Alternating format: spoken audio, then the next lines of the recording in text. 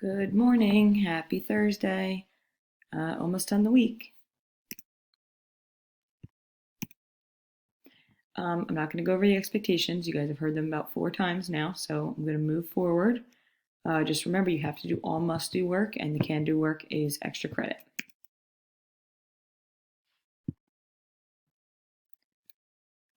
Grading, 50 points per week, 10 points per day for the guided notes, 100 points per week, 20 points per day for all of the assignments that you do. I've been grading every assignment that you do the day after. So you should have grades for yesterday, or not yesterday, you should have grades for Tuesday and Monday so far. The live questions document, again, I do not see people using it. So if you have questions, please use that document. I will answer them immediately when you ask them. The attendance check-in, this is a new thing, so I will go over this. Every day you're using the attached attendance document. It is, I think, for you guys. Patrick, good job. Signed in yesterday at 8:30. It doesn't look like anybody else used this, so we need to make sure that we're using this. So you have to check in every single day, and you have to tell me what time you logged in for the day. This is a mandatory step. It will help me keep accurate attendance. If you don't do your work and you don't sign in, you are going to be marked absent. This week's objectives, we've gotten through 3 objectives so far, which is really awesome. We are moving through plot. So for today, we're doing the falling action. Load.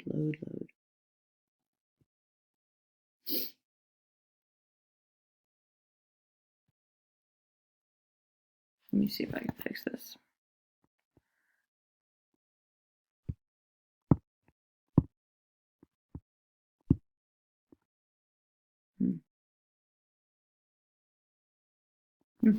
All right, I'm just going to do it this way then.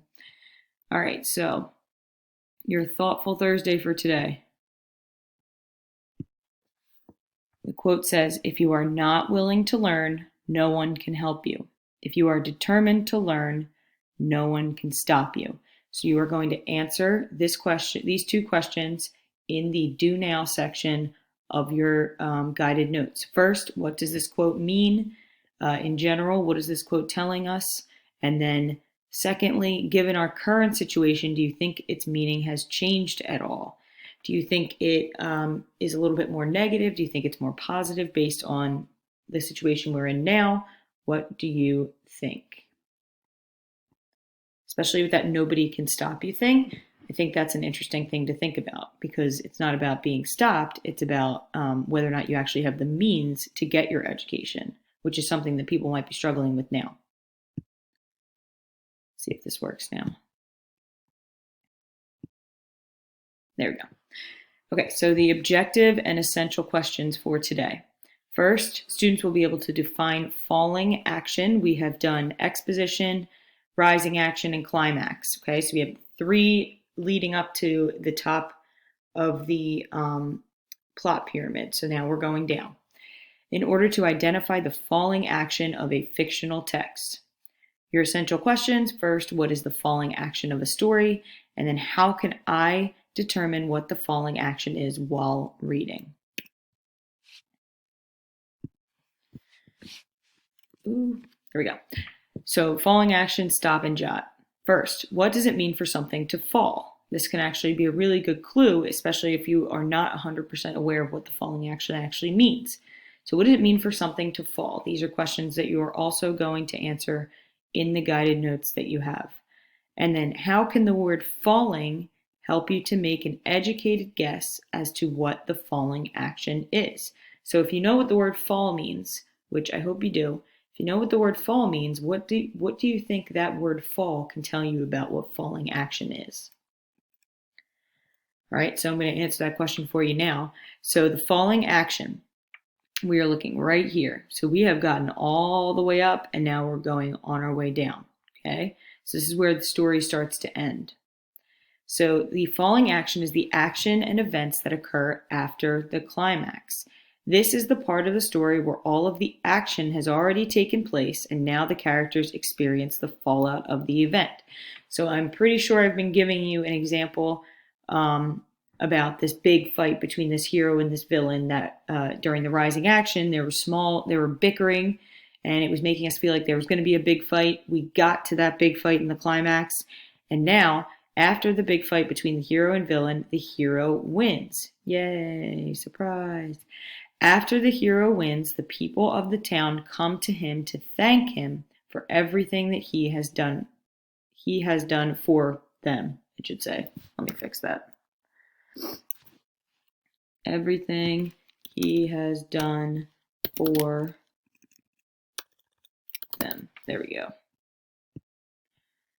Okay, let me see this.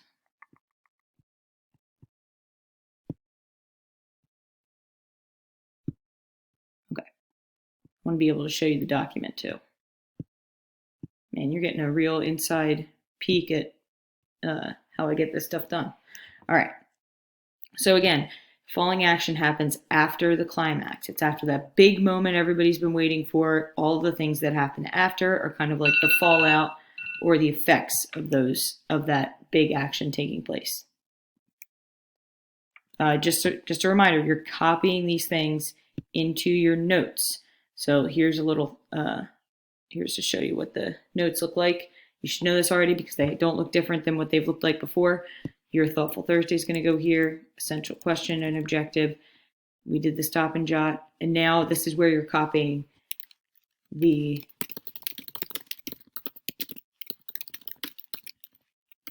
definitions that you're reading on this slide. So everything you see on this slide needs to be directly into here.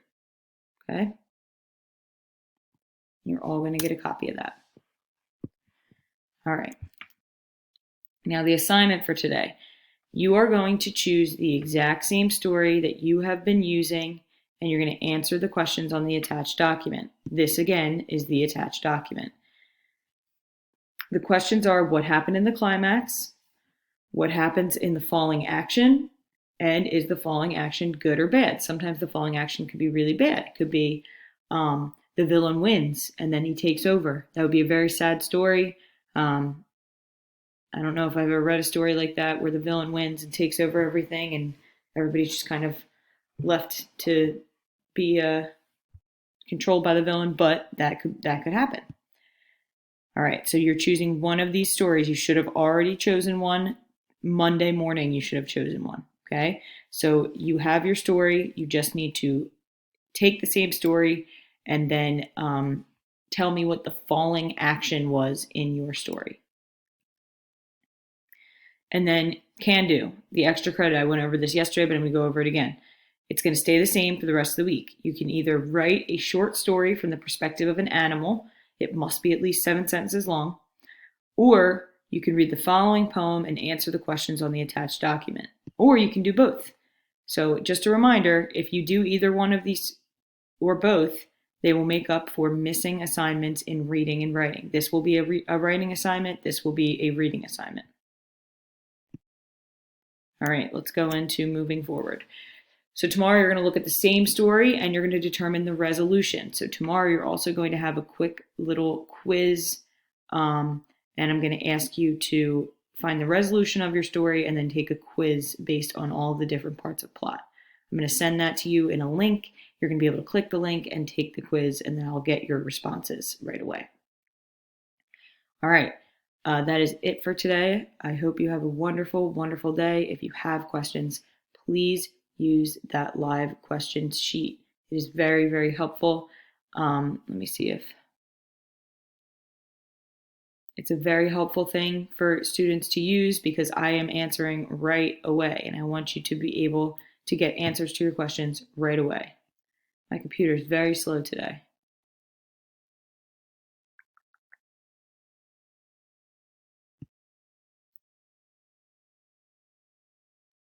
Oh, good Lord. All right, well, let me just show you it here. Oh my God, everything's taking forever. Okay. So right here, you click this live questions document. It should come up and you should be able to type it in. Of course, it's taking forever.